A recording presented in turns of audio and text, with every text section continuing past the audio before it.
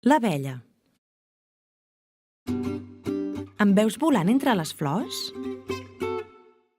Hola, sóc una abella. Sóc un insecte perquè tinc 6 potes i 2 antenes.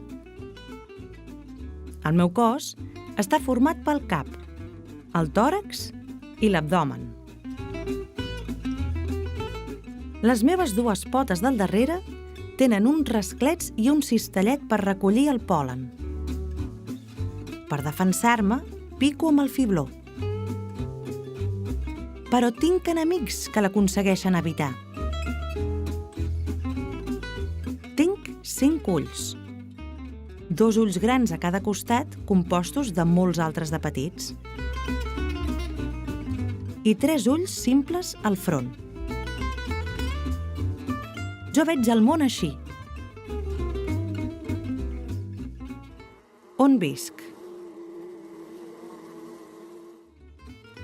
Casa meva és un rusc. En cada rusc hi podem viure 80.000 abelles. Totes juntes formem una gran família, en què cada abella té la seva feina. L'abella reina pon els ous. Els abellots fecunden la reina i reparteixen l'aliment. N'hi ha molt pocs en un rusc.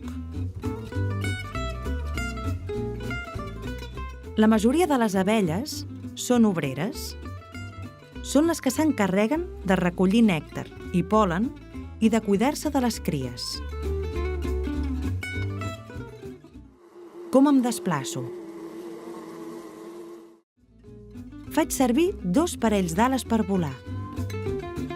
Les ales del davant i del darrere estan unides per uns petits ganxos. Moc les ales tan de pressa que fan soroll, un brunzit. Tinc les potes fortes perquè han d'aguantar el pes del pol·len. Què menjo? Jo m'alimento de nèctar i les cries s'alimenten de mel i de pol·len. Amb el nèctar fabrico mel per a les cries. Cada dia, les abelles obreres fem entre 15 i 20 viatges per recol·lectar nèctar.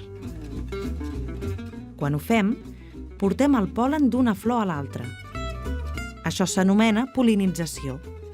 I és gràcies a la pol·linització que poden néixer noves flors i nous fruits. Què s'obté de la meva feina? L'apicultor és la persona que cuida els ruscos i n'agafa la mel.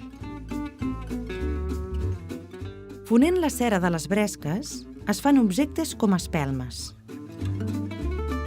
La mel que guardem a les cel·les es pot menjar. És un aliment dolç i bo per a la salut. També es poden menjar les boletes que fem amb pol·len. Aquest és un parent meu, l'abellot. Tampoc em confonguis amb la vespa. Aquesta sí que sóc jo. Adéu!